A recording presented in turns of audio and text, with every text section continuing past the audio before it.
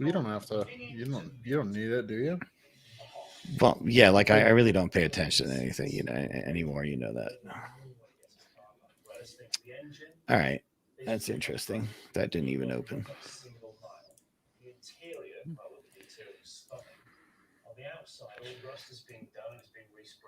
Who has their TV on? Is that you? Me. Yeah. Eventually, I'll turn it off. That's fine. Or I won't turn it off. Oh, we are live. See, I go away for a glass of water, and I find out that we're actually having a show. No, supposedly. I love this. It's all you, John. All right. So I guess we'll just play the intro. Can you turn your TV Yeah, let's off see this new before we intro start? that you've got. No, I don't feel like turning off the TV. Okay, Don't- well, can you? Why Don't tell me what to do. dude. It's an audio podcast. I don't care. And you have your TV on. Visual jokes don't work in this format. I do not care. All right. I guess we'll do the intro now. Oh, okay. No, never mind. He's not turning. He's actually not turning his TV off.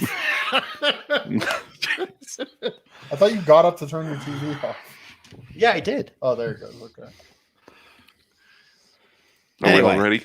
No, not really. Don't care. Just in case anybody's wondering. We do all this planning for very few people to listen. Anyway, go ahead, John. All you. I'm just going to wait for Hayden to get back here. No. Today's podcast is brought to you by John, David, Terry, and Challenge. Oh wait, Hayden. All right, let's go because I won't be here for long. So we'll kick the intro now. Yeah, kick the Okay. intro. What the hell? Here we go. That annoying intro. Do it. All right. Here we go. Okay. Welcome to the Colorado Cars and Coffee Podcast, your weekly unscripted discussion about local car events, news, reviews, and deep dives. Always bringing you the latest on the local Colorado car scene, tickling your eardrum with a 10mm socket since 2020.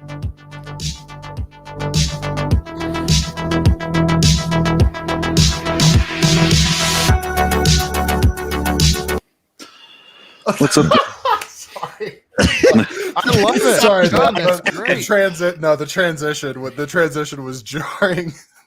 Go, John. Go. This is What's up, ridiculous. guys? You're listening to the Colorado Cars and Coffee Podcast with me, John, Hayden, David, and Terry. I love it. John, it's a little reminiscent of Knight Rider, so I love it. It's gonna have to if It's like I Art didn't Bell. I didn't pick the track. if Steve's name is I on like it, it, it has though. to be a little synth wavy. Yeah, It has to be a little synth wavy. I like it is though. So Art Bell. It's so Art Bell. Art Bell. You don't know who Art Bell was? No, not. I mean, it was a TV show, right? No, it's the radio. That was a radio. No, Yeah, it was on talk radio. Art. Oh my, really? Well, I know the name. I don't know. Yeah, but Yeah, anyway. so that's anyway. Most people will get it. Anyway, go ahead. What are we doing here? most Nobody people knows. your age. Yeah, most people are my age. All right, go ahead, John. It's all you. All We're, right. we're interrupting Johnny's running the show, so we're being a-holes. Go ahead, John. Yeah, no problem.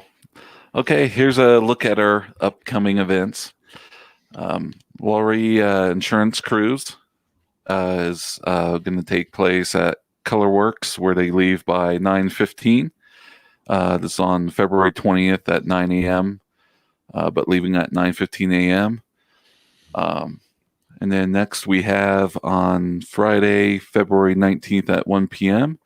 It's afternoon pop-up drive number 2, powered by Haggerty, which is going to take place at Haggerty Garage in Littleton, which is 8101 Schaefer Place in Littleton near Ken Carl and C470. Most people know that. That's where we used to do our movie nights. But yes. Then coming up on Sunday, the 21st, from 10 a.m. to 5 p.m., there is the Drift Colorado February Frenzy at IMI Motorsports. And tickets will be available. You can find a link on our page, or they will be $10 at the gate for spectators. Drivers are 1:30, and that would be at IMI Motorsports in Dacono. And also on Sunday, Dubs and Donuts will be meeting up at Yummy's Donut House and then cruising up to Evergreen Lake. There'll be a link over on the Facebook page. Yummy's Donut House is over on Hamden in Lakewood, right near Wadsworth at 7625 West Hamden. All right. Oh, and one other little announcement there that came across my desk. Denver International Auto Show has been moved to September 2nd and 5th. Location is yet to be determined, possibly at the convention center as it always is, but they are exploring outdoor venues as well for make it a little bit more COVID friendly. All right. Our next thing we're going to be talking about is one of our topics is the new Chevrolet Bolt EV. So what do you guys think about that one? I think I like it. They kept with the EV styling, that's for sure. Yeah. Mm-hmm. Has that kind of Mustang Mach-E look. It still looks like the old Bolt, so there's some sort of continuity there, but yeah, it has that. Certainly has that. I'm an EV sort of look. Well, they're all going to end up looking like, I'm an EV after a while. There's only so much you can do, and it still looks like it has an engine up front. So I don't know, that gets back into last week. I mean, EVs are going to change depending on what function they're going to have, but do we really need a trunk anymore up front or in the back and an engine bay up front if we're just going to stick carry-on luggage up there? Right. Right. But I like it. Probably not. It's definitely evolving from something that was a little more simplistic in the past and, getting into much more rugged styling, more aggressive styling that people are accustomed to as something with a lot of torque. Right.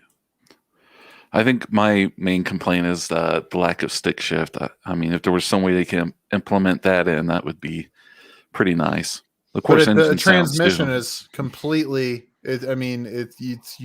The idea of needing a transmission in an EV. I mean, you just don't. The only one that's even has 2 speeds is the Taycan. Right. So, that's what I thought too. There's actually a Mustang that they Ford brought to SEMA, and then they actually had a stick shift, and it was electric, which was pretty interesting. I don't know how you can do it, but it's just a completely redundant device because the truth is, an IC engine is an inefficient machine. So it can move itself. It can make power in the lower range, but really between peak torque and peak horsepower is its optimal range as far as like efficiency and putting out usable power and torque. So yeah, I mean, it's not, you can have it, but it's just something that is completely redundant in the EV world. Right. So I thought, John, you meant something more along the lines of like Maggie Simpson in the beginning of the show where she's driving the car and Marge is actually driving the car. We'll just put a fake stick shift in there. So you that's can a CVT. Yeah, exactly. No, you know what the Maggie Simpson is a CVT that emulates the gears. That's you ever driven one of those? It has the paddles. You put it in, you're like, ooh, sport mode with the CVT. And then, with rental cars, I'm sure. Right? Well, actually, I test drove a Nissan Rogue. I can't remember. It was like the 2nd generation Rogue, the sport model, and it had the paddles with the CVT. And I was looking for an all-wheel drive winter car at the time, and it was absolutely hilarious because I'm driving it. And then the salesman's like, oh, you put it in sport mode. It's got paddle shifting. I go, it's a CVT, dude. It's like, yeah, you gotta do dick, but it's cool. Like, I don't care, man. I get the M model BMWs with not the M Sports with the ZF8 speed. Feels like what I really should have done was I put it in sport mode and just gone just bouncing off the rest of it. I won't shift. You know, But one thing that slightly bothers me about this, and I guess it's just more of a general complaint. Mhm. Why can't manufacturers other than Honda build the flat rear seat? It's always a 60/40. It's always sticking up Oh yes, it's at an always sticking angle. up, right? And meanwhile, ever since Honda has introduced the Fit, well, first year was 2007 or something like that. They've had what they call the magic seat. It folds flat into the floor. It just seems like something that they should be able to do. I know it has nothing to do with EVs, but it just Right. It's just a peeve, right? Yeah. But once you see it, you go, why don't you really start thinking, it wasn't everything like that? Yeah, good point. I mean, you know what? When it comes to this EV, though, I mean, it still has the 259-mile range, which is pretty impressive. And after That is rebates, good. That's quite after good. rebates, you're under $30,000. Right. How many other cars nowadays are you still going to get good technology and good power and still be under $30,000? No, I think for range for your dollar, that's got to be the best option once this hits the marketplace. There's nothing like that right now that I'm aware of. Yeah, not that I'm aware of. Too. You get a long. Sorry, I was going to say it'd be interesting to see if there's any lease deals that come up on this, because this would also make a great fleet car with that range. Yeah, that's true. That's really true. Yeah, because what else is long range besides Tesla stuff and the Taycan? Anything over 200? Leaf? I don't think so. I think Leafs is that around? Are they now 220? Okay, they were around 100 when they came out. Okay, fair play, Nissan, and fair enough, David. But 226. No. That is the top end for Leaf. Okay, and this one's coming in at what again? Sorry, somebody said it. 270, 260. It's 259. Okay, so it does be so. Sounds like they specifically wanted to get higher than the Leaf, but.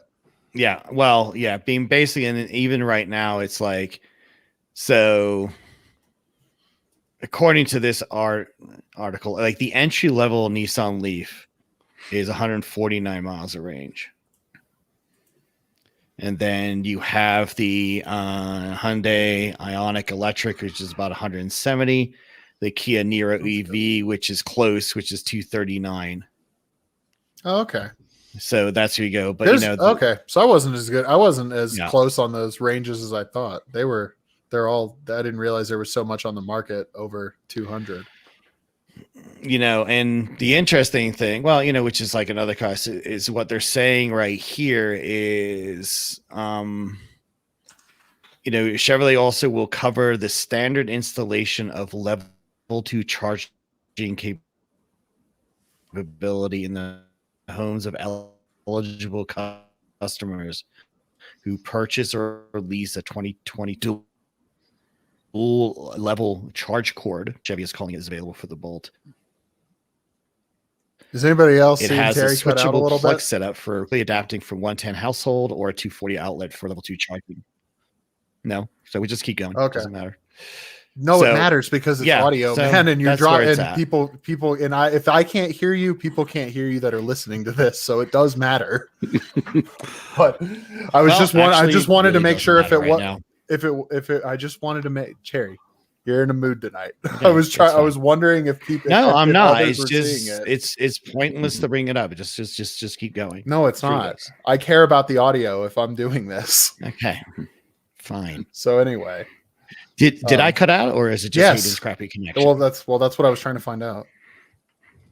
Oh, I thought it was my crappy connection. Yeah, no. So it was on your end. But anyway, it's all of us fine. Individually. It's fine. We can move on. I just wanted to make sure I wasn't the only one seeing it. It's the weather.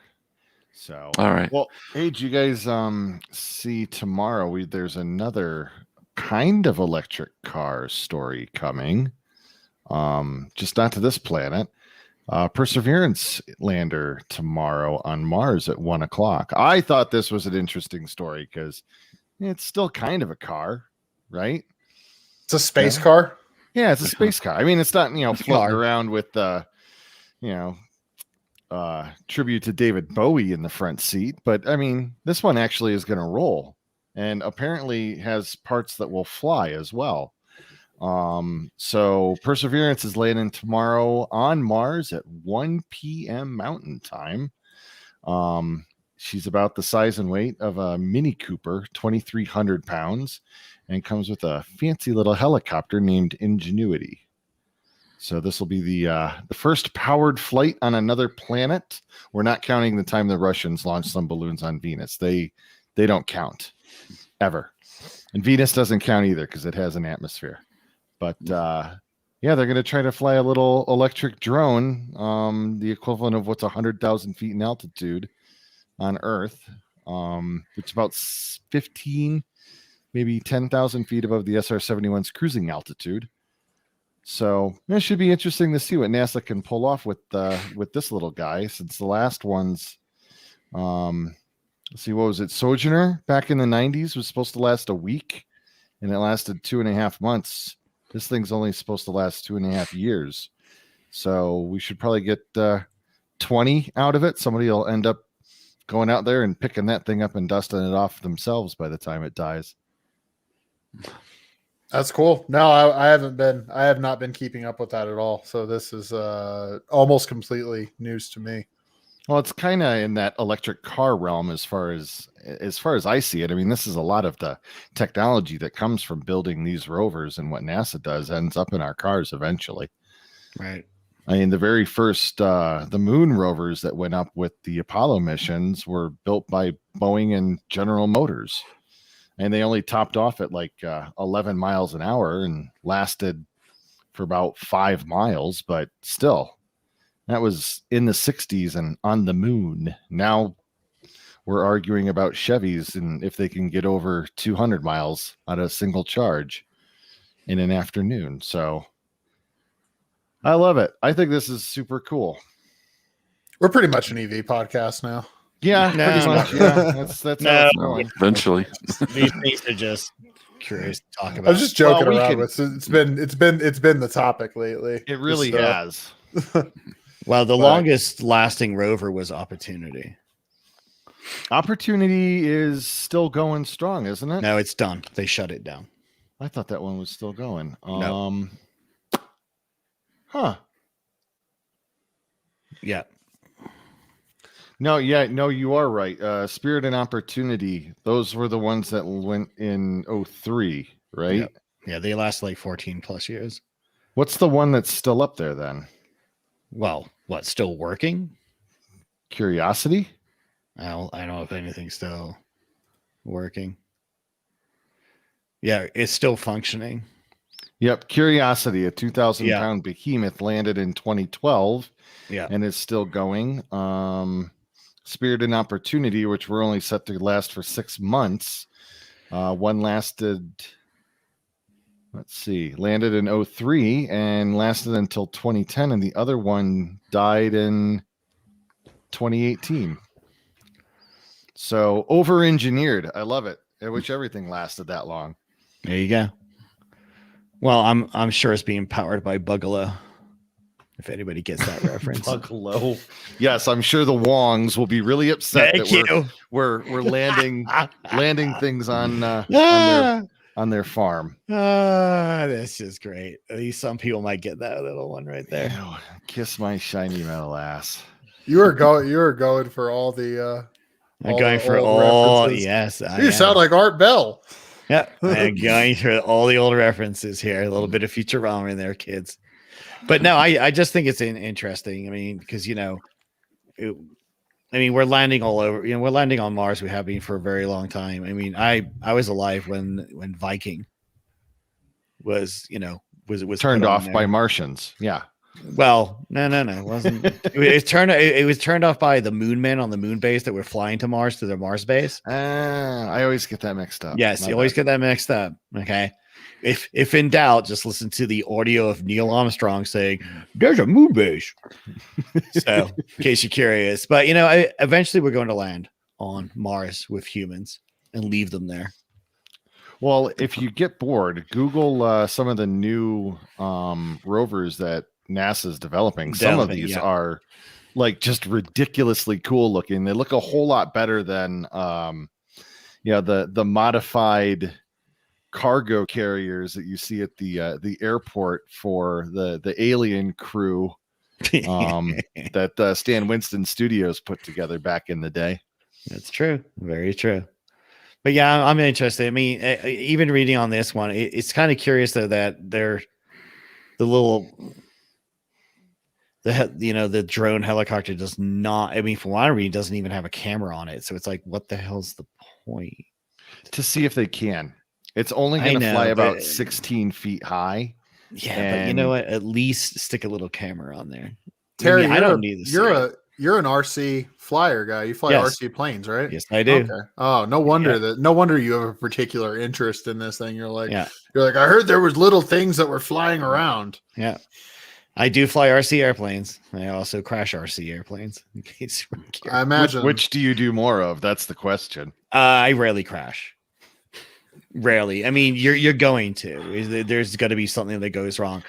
I mean, I had a Spitfire that was brand new. It was like $600, and the speed controller shorted out in flight, and it just said right to the ground. It happens. It's great. But any landing you can walk away from. Hey, basically, I didn't kill any passengers on that one. They were good. And I've flown into a tree once. That was enjoyable. Or hit any birds. Don't hit birds. No, actually, birds get pissed at those things. They'll come after them. You know, they know they shouldn't be there. They're like, what is this? What is this non-bird thing? That's well, flying. You have like when you see hawks flying and there's always those little finches or there's other, chasing them away. Sometimes they think that's what it is, and they'll swoop right and stuff. You're just going, yeah, well, it doesn't matter because I gotta, it's all good. So yeah, I'm just curious. So it'll be good to see, and then we'll see what they do next from there. But I'm more excited about us actually getting real manned missions and going back to the moon, at least in preparation for Mars, and see where we're going on there, because that's interesting. But we digress a little bit. What's there to do up on the moon? Just train for Mars? Yeah, and go see the moon alien. Yeah. Oh, okay. Go see the base. Yeah. Yes. Oh, okay. Yeah. Sorry, I forgot. Because obviously, ancient moon bases. To my understanding, there's an open invitation from the moon aliens for us to go there at any time we want. I'm looking forward to like go-karts and bumper cars on the moon, because that'd be interesting. With that level of gravity, it's like, how hard can you slam into the other guy to where they just rocket off and you never see them again? They just fly off into deep space. Yeah. If it's anything like when me and my brothers would hit the bumper cars when we were kids, I mean, we're gonna lose a lot of people. Right. A lot. Yeah. That'd be so interesting. Anyways, I digress away from space. What else do we have today? Oh, look, more electric car content. Oh yeah, it is literally more electric car content. I forgot. Well, this is an EV podcast, so I guess it is this month. I'm just kidding. February will just be EV month from now. I just wanted to see if I could trigger Terry again. No, you're good. All right, fair enough. This is a cool EV though. This is super cool. It is. I love this. John, what are we doing? What are we talking about here? Oh, well, next, as we come back down to Earth, we're talking about the Polestar 1 production ending. Ooh. Yeah. Yes. Man, this is just such a pretty, awesome to look at. It was in the. This is what an EV Need for Speed be. Heat too. It's a beautiful car. Yes, that's true. So just because I like to be goofy, just remember when we're on Mars, this is what will happen. Oh, we don't have the audio. This is completely visual for anyone listening. We're just watching an old movie here. So this is what? Oh, War of the Worlds. The original War of the Worlds. Fantastic. Thank you. What was that going to happen? What was that video called? War of the Worlds something attack, so the people can see it. Oh, well, basically this is just War of the Worlds. So basically, if you go to YouTube, you can just Google, go in there and do search for Water Worlds. It's the 1953 movie.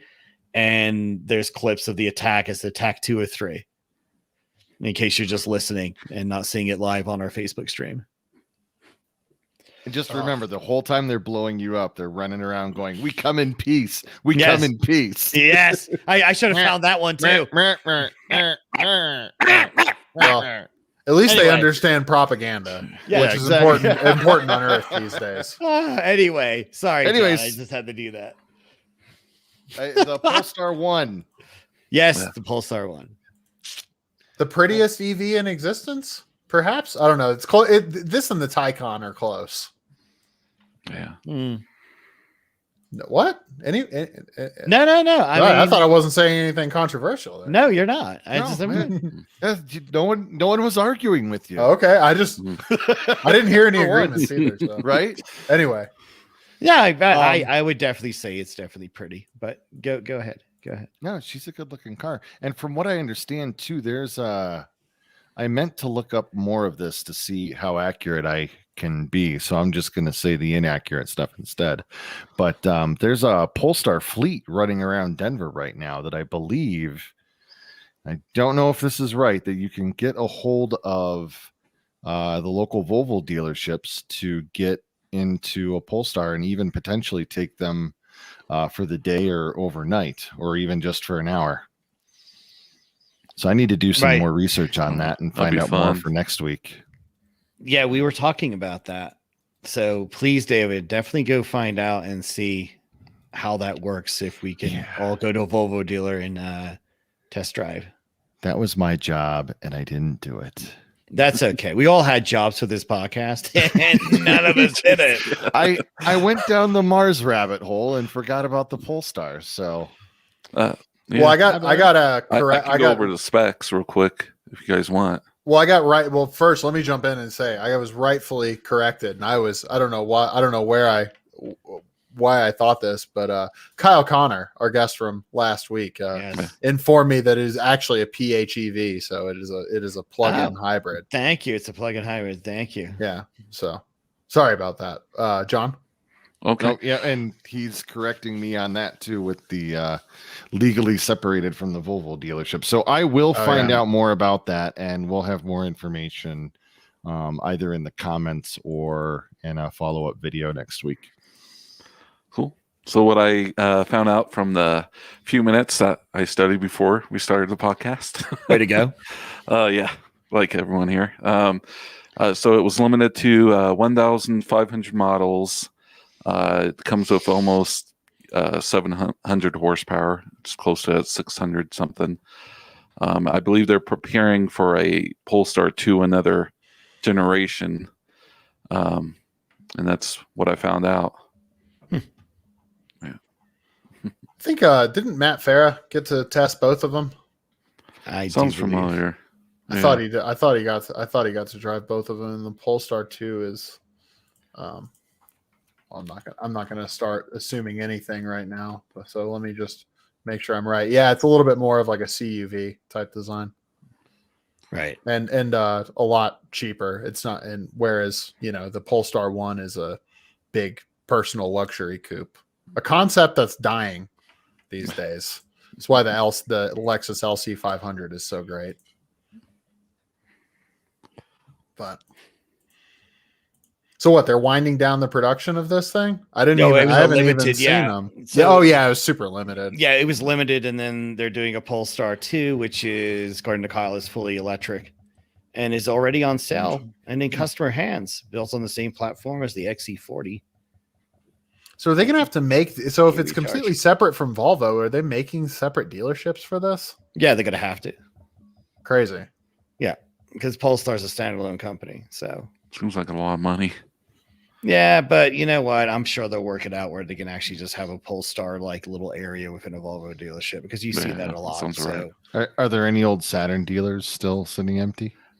Or no. Scion dealers, maybe? The last empty Saturn dealer was actually on Havana and Iliff, just down the road across the street from Ed Bozoff Chevy, and that was a Saturn dealer that sat empty for a while. but Yeah, Ed it did. Bozoff owned it and he just dumped cars in there. But yeah, they still had the Saturn sign up for, I think they probably took it down about 5 years ago. Is that where Mile High Honda is now? So I haven't been on a van in a very long time, but I knew about it because way back in the day, long time ago, 20 plus years ago, I did some interesting stuff with guns. And one of them was to walk around Ed Bozoff's Chevrolet at night to make sure nobody stole cars. In reality, I didn't do shit. Just walked around with a gun on you. I basically sat in the used car building on the second floor and just chilled.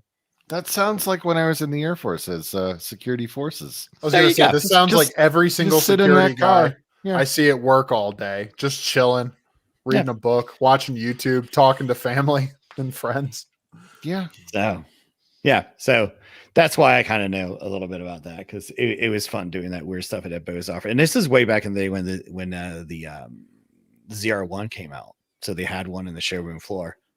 So of course nobody's in there. I would just sit in it, start it up and shit like that. It was great. Oh, that's awesome. Yeah. Fantastic. Go get the keys out of the manager's office. Yeah. Oh, well, I knew where all the keys were on the keyboard. Sure. I mean, I was it. I mean, it was hilarious. I rarely worked there. I would always sub in there because it wasn't an armed site, so, and I technically wasn't supposed to carry when I was there because it was an armed site. I'm like, fuck you. It's Aurora. I'm doing it. So kiss my ass. So yes. Anyway, we're digressing like crazy. Isn't that what we do?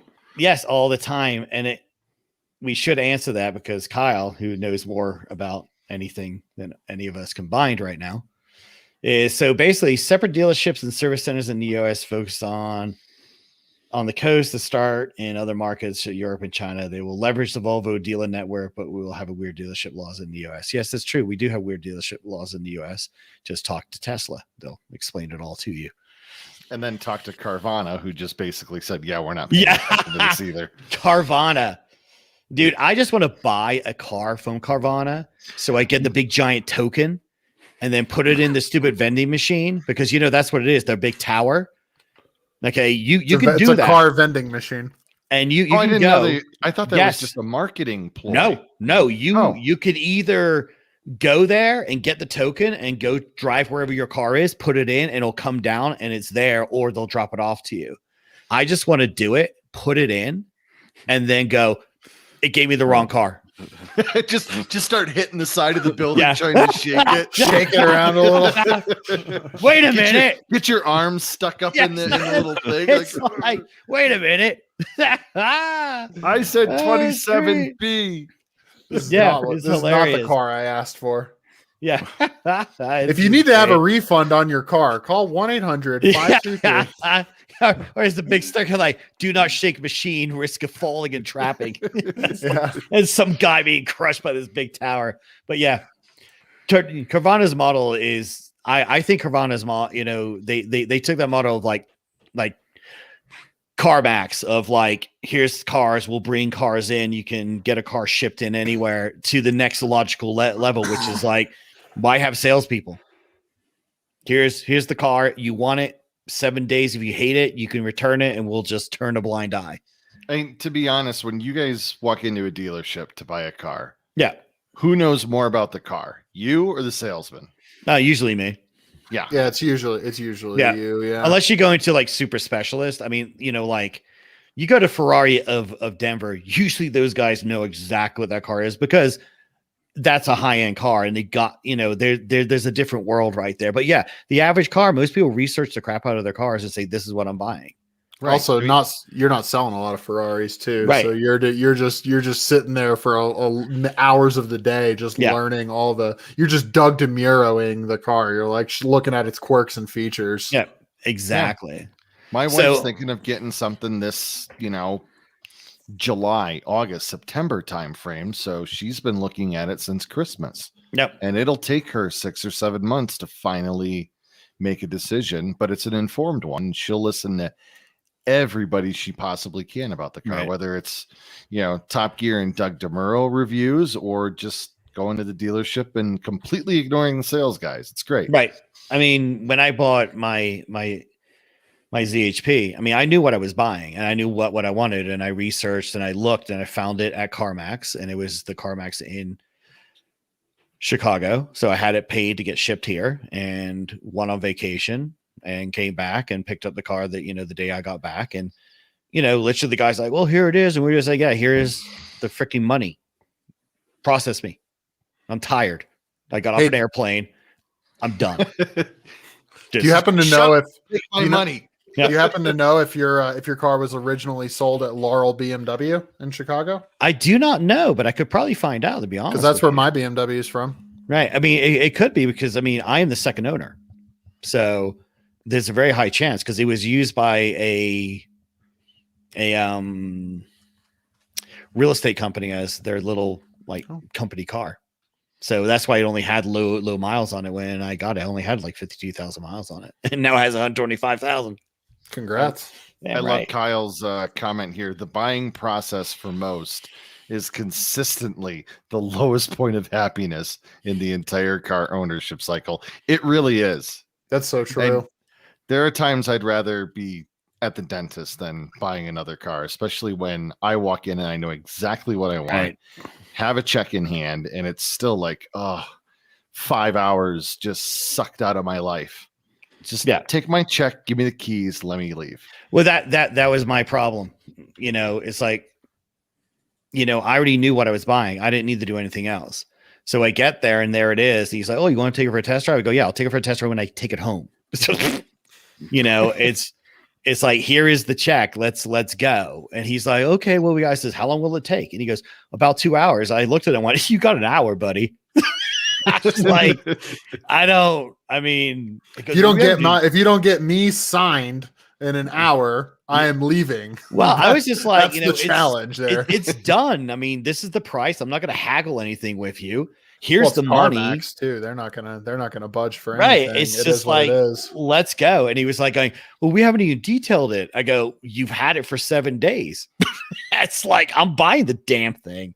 Anyway, I thought that's just not good. No matter what dealership you are, if Yeah. you order in a car for somebody, yeah, you better have it ready to go. the thing. Yeah, that's right. Yes, which is what. Well, Steve's not here, but one day Steve will relate his experience with the Alpha. That was so much fun.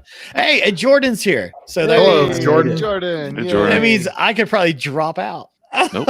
Hi, Terry. You're in it for the long haul now, buddy. No, well, I'll hang and then I'll probably go. Yeah, so Steve will not relay his story about picking up the Alpha. That's why you have me, because I was there.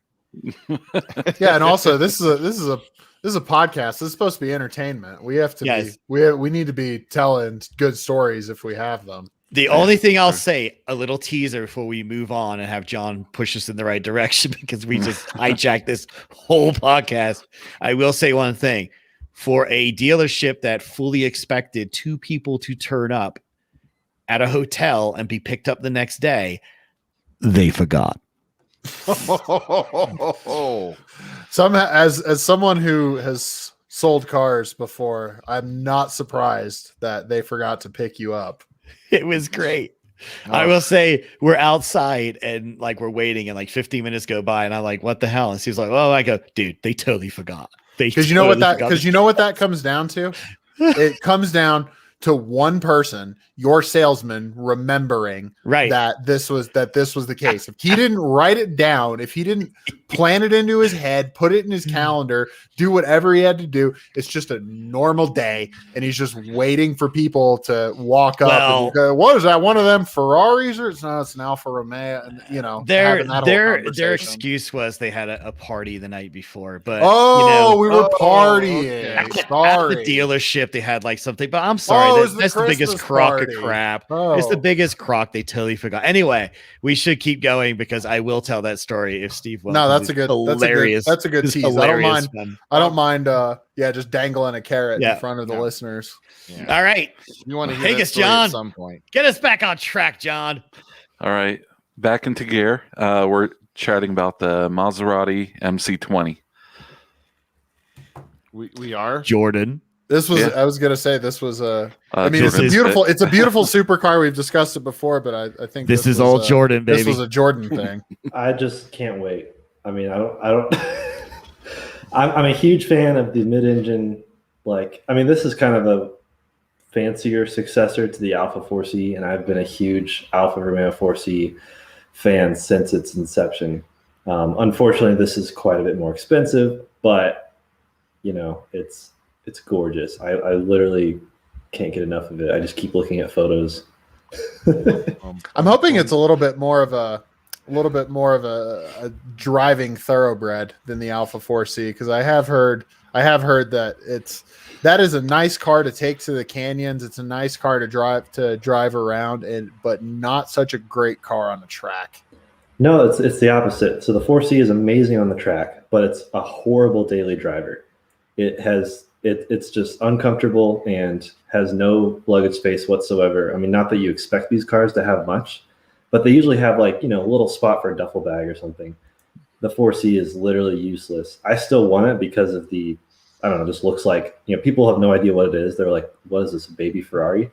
So the MC20, I would guess, is going to be even better on the track, but also something you could take to the grocery store. I mean, not for much, but you can drive around town and not be uncomfortable and miserable the whole time. And if you look at the 4C interior, I mean, they have a single DIN stereo from 1995, still in the 2018, 2019 versions. It still had that stupid stereo. It's kind of an ugly interior, but I mean, it's quirky. It's Alpha. They can get away with anything. But I have high expectations for the Maserati.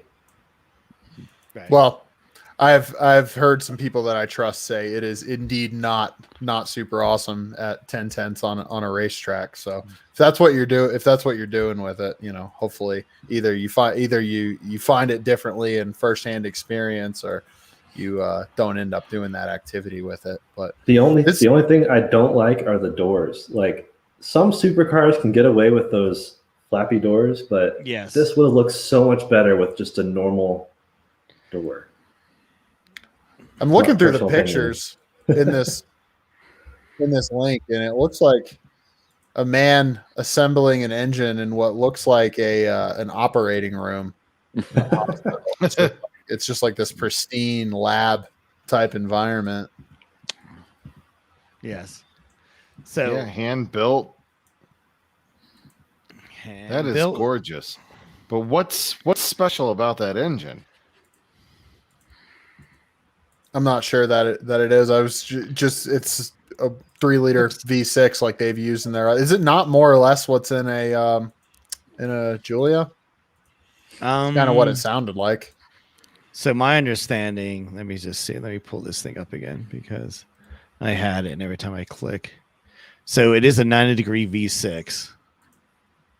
Classic Alpha. Yeah. Split pin crank and skew split pin crank. So I think let me say the do. I keep forgetting it's a GM power plant. Yeah, it is. Funky. It is a GM plant. Yeah, it is a GM power plant. I mean, basically, I just think it's just the same. So it's like what you get in the ATS-V, like that GM power plant, twin turbo. Well, V6? it's basically Oh no, it's a new engine. It's a new 3-liter. It's a new 3-liter twin turbo. New liter. Yeah. It's a new liter. Yeah, it's a new liter. Twin turbocharged 3-liter V6 with 621 horsepower and 538 pound-feet of torque. Not bad. Which will be produced in Italy. And what was going to be the MSRP on this one, roughly? I know it was a lot more expensive. Do you remember some rough number, Jordan? Well, mid 6 figures. Well, mid 100s. Oh, okay. Yeah. Yeah. Basically, it's like 210K is what is out there for it right now. Oh yeah, there's not an official because the very first thing I googled, it was like carsguide.com.au estimated 438,000. So yeah, I guess there's not like a real figure out there. It's more of the there. Oh look, somebody's hijacking our shit. Yes. I love this. this. Not at all 4C money. No. No. What was that one? What was the Enzo one at the top of the Maserati? I can't even. Man, I can't pull my files out tonight, guys. Going back to the racing heritage. I like it. I haven't driven a Maserati in probably 5 or 6 years, mostly because I just hate that song, and I just always get it stuck in my head. And I've just always had trouble with the transmissions on these things. Yes. Well, they're not exactly known for amazing build quality. Sorry. It's kind of known for having all sorts of issues. Yeah, I remember detailing one where the owner said, "Hey, bring it into your shop, but make sure you put it somewhere where you don't have to put it in reverse." It's like, how am I gonna? What? Pull throughs only. Like, do we push it? No, like just only pull through spaces. I'm gonna need a new building. I mean, what do you think this is? A Gallardo, and you're trying to keep that clutch lasting longer than 5,000 miles? And it was the Maserati MC12 that it was pictured with. That was the one built on the Enzo platform. So, yeah, I don't know. Cool supercar.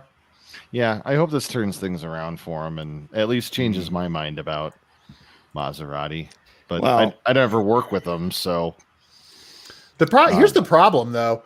Because things in this category have gotten so daily drivable and so reliable, and that even what was 20, 30 years ago, crazy, you would never conceive of daily driving a Ferrari or a Lamborghini. They're considered like safe choices now. So, I mean, I hope somebody does, but like, who is the mad lad who's going to spend their money on this instead of and granted, we don't know what the price is going to be, but let's just say like a 488 or a Huracan. I don't know. Somebody, hopefully.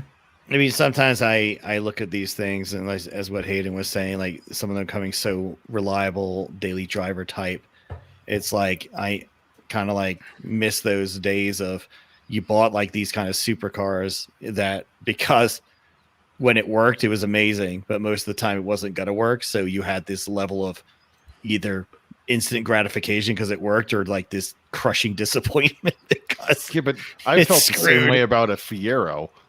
Well, hey, who didn't feel the same way about a Fiero? Well, when you build your supercars, unreliably, and you kind of hamstring parts together, you run the risk. You run the risk of going to like a trade show, and then the prominent tractor manufacturer in your area, he says, "Hey, you know what? I actually own one of your cars, and it has the same clutch that I use in my tractors." Yeah. So I don't know why you charge me so much money to fix this clutch. Yeah, so that happens. That's what happens. I never knew that little detail of the story. Yeah, that it was about the clutch. Yeah, okay. So Ferruccio Lamborghini, as Valentino Balboni, who, if you don't know who he is the longtime test driver for Lamborghini for like most of their kind of more modern but pre Volkswagen Auto Group era. He tested all their cars, and he said that Ferruccio Lamborghini was a great businessman. He was not a good driver. So he said that he would roast clutches on this Ferrari constantly. And that's the actual story confirmed by Balboni, how they got to meet. Now, so it gets twisted around because they say like, oh, he demanded a meeting with Enzo Ferrari. Ain't taking your meeting, dude. Yeah. He's got to go have lunch, man. He's got to have lunch. He's got to have his wine. He's not taking your meeting. But maybe you could find him at a trade show or something, where the titans of Italian industry get together, and they think that's how it started. Yeah, they did. It's the best spite store story I have ever heard. Well, It's he like- had that. It's funny how many people had to spite him and Henry Ford II, and the stuff that they did just to get back at that guy. It was amazing. But we digress we're once kids. again. We No, always that's, digress. That's good stuff. I actually learned something today. Yeah, we talked about it before, but yeah, I think it was before you were joining. Yeah, us, before so. yeah, we brought it up a couple of Yeah, times. no, it's always a good thing just to go over, but yeah, that's the problem when you build your supercars unreliably. That was my point there. Right. So then But build I them out of miss those spite, and then 50 years later or so you'll turn a profit. Yeah, you use I Audi just parts, miss- everything's good.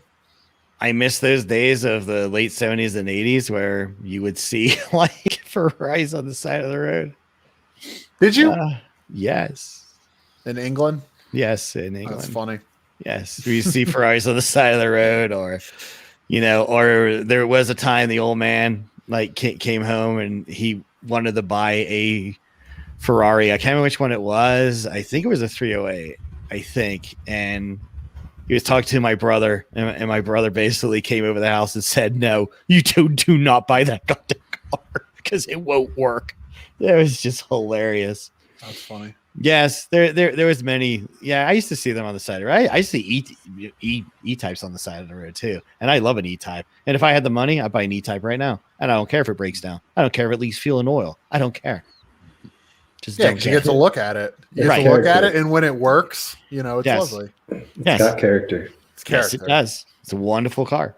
Absolutely. And not You know, knowing if you're going to reach your destination or how your car is going to break, that's character building. Right. Honestly, I miss that. when I used to go for rides in the GTB that my old man had, in England, I didn't know where it was going to go. Would it go all the way down to Cheadlehume and Hazel Grove and Hill Green, or would it just die at the end of the driveway? Let's find out. It's fun. It's always an adventure. It was always an miss- adventure. I missed the adventure in college. I had an '87 Dodge Aries K car. There you go. Oh my god. Nothing worked except 3 of the 4 cylinders. So Yes. no AC, no heat, no locking doors, no Wait, radio. did it come with those things? Yeah, supposedly. I bought it for $200. Yes. But it got me from point A to B for 3 years, and I gave it away. Still working. Hope I find the guy who has it someday. But, That sounds didn't like want a to great die. Lemon's car. but Sure. yeah, it just kept having minor issues, but like never truly died. It wouldn't die. So yeah, maybe it's a Dodge Lemon's car now. Aries. I think That my is dad great. had one of those. Everyone did. Save Dodge. Hey, everybody had it. Yeah, everybody.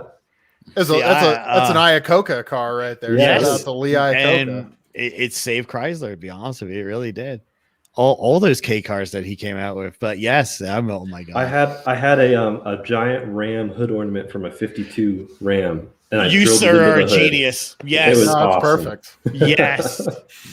See, I remember my father bought a Triumph Spitfire.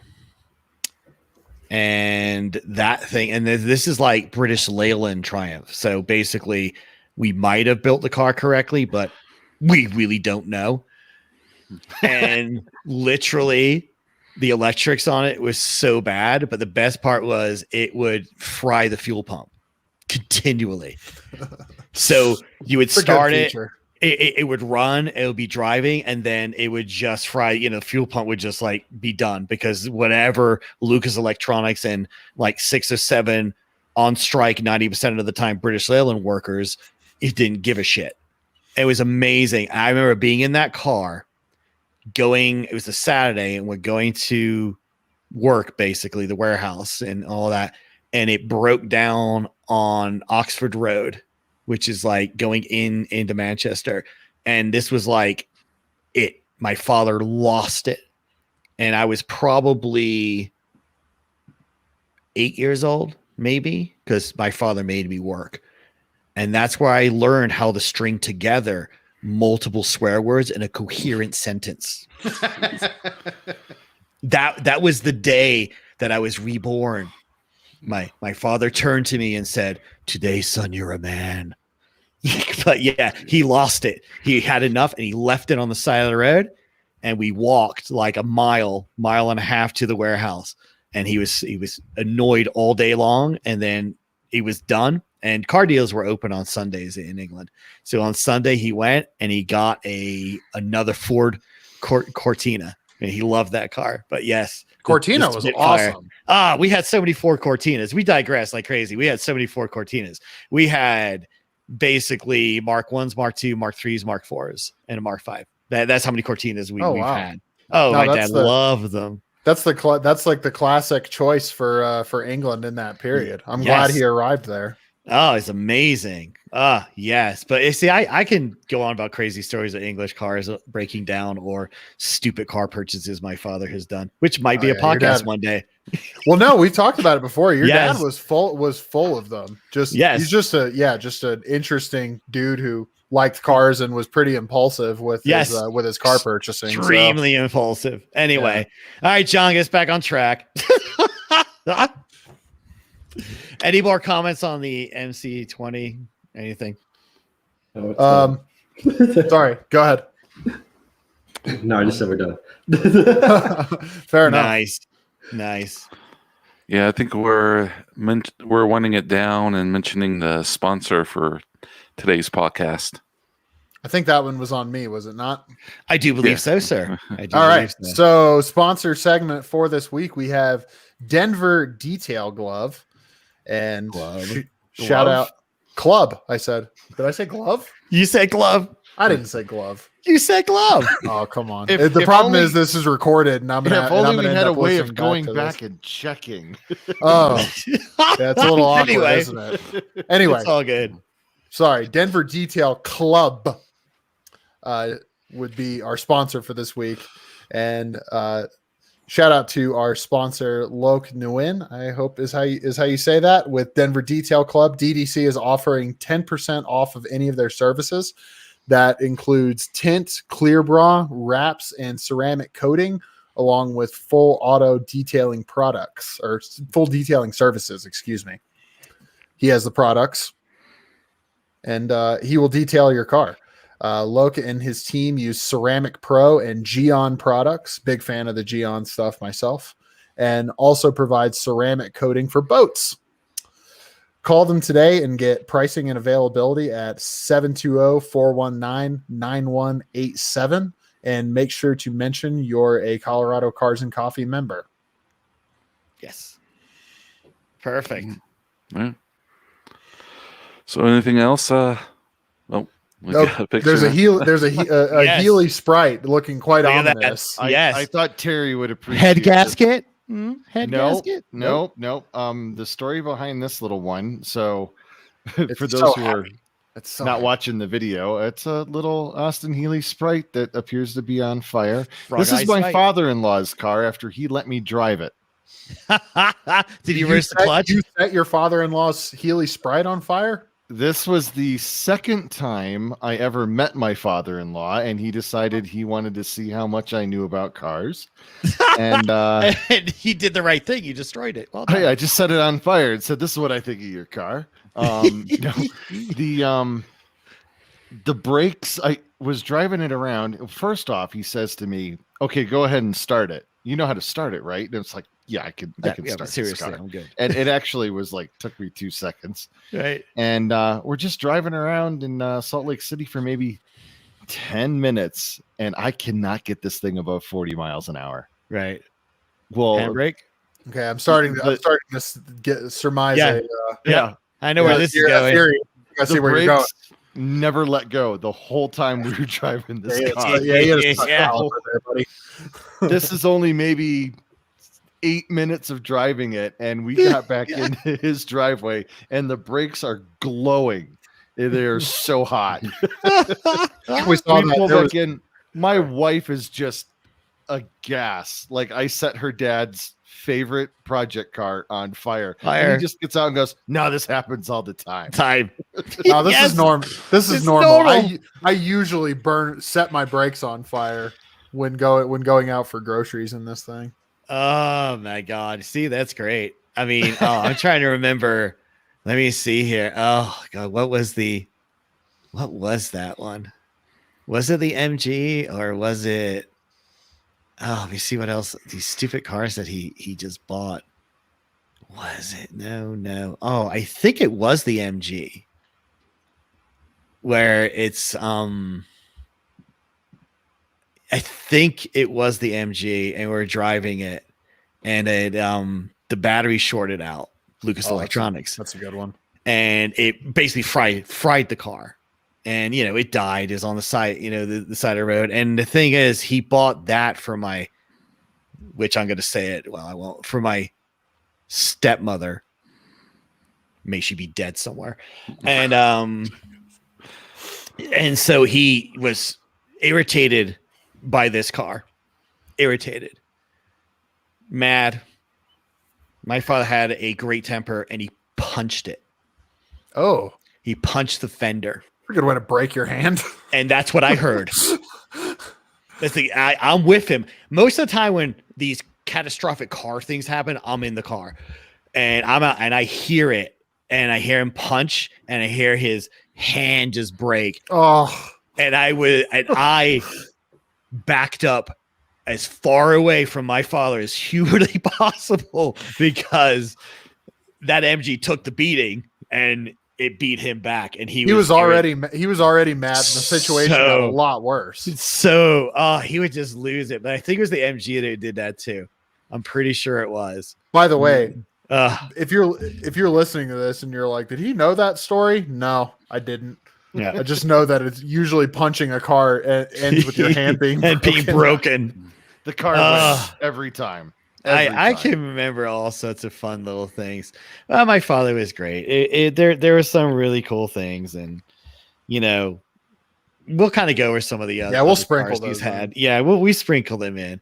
It was fun, but I do remember all the English cars. But the Cortinas were amazing, and we had so many Cortinas, and they're all station wagons, but apart from the Mark I and the Mark II, those weren't station wagons.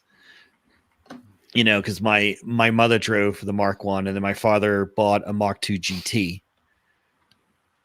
And then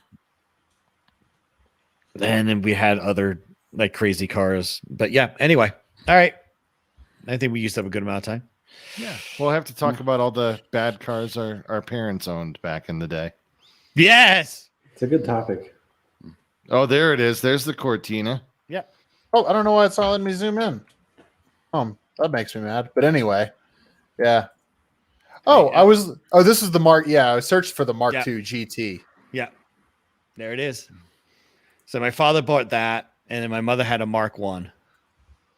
So if you want to do a search for a Mark I. Such a basic car. Yep. There we go. Mark I.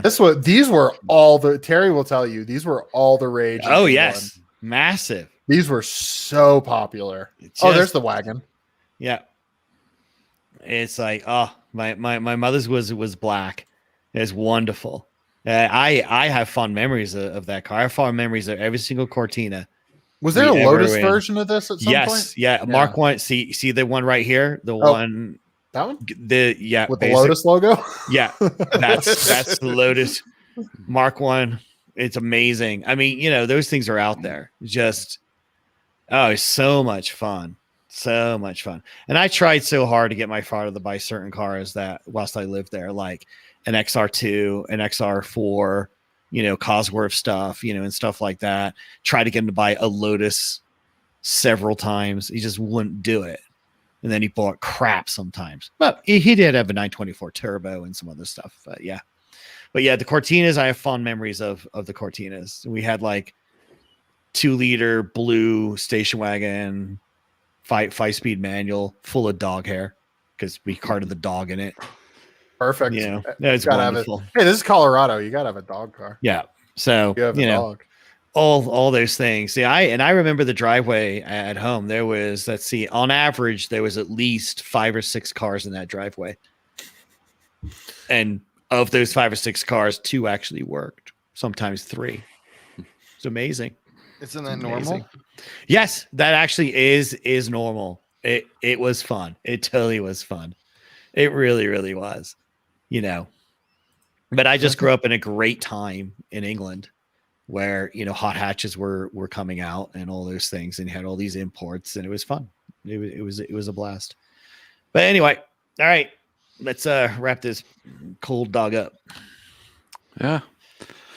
Well, that's it for us here. Thank you, everyone, for joining us on our podcast. Find us in the local Colorado car scene by searching for Colorado Cars and Coffee. Well, it's time for us to grab our coffee and go. See you down the road, everyone. Tonight on Love Links Live. Hello, everybody. I'm your host, Chunking Pants. Today I'll be playing smooth jazz until 2 a.m. Terry, we're still